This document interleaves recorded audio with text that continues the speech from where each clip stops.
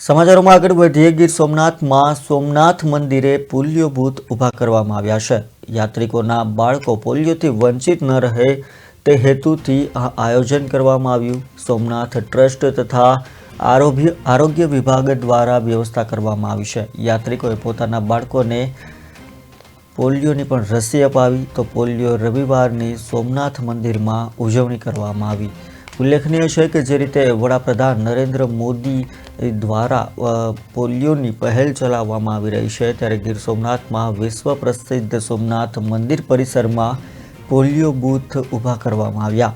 સોમનાથ મંદિરમાં મહાદેવના દર્શનાર્થે આવતા યાત્રિકોના બાળકો પોલિયોની રસીથી વંચિત ન રહી જાય તે માટે આ આયોજન સોમનાથ ટ્રસ્ટ તથા આરોગ્ય વિભાગ દ્વારા વ્યવસ્થા ઊભી કરવામાં આવી। આ પોલિયો બૂથ પર મંદિરે આવનાર યાત્રિકો મોટી સંખ્યામાં લાભ લીધો હતો અને પોતાના 5 વર્ષથી નાના બાળકોને પોલિયોની રસી અપાવી હતી।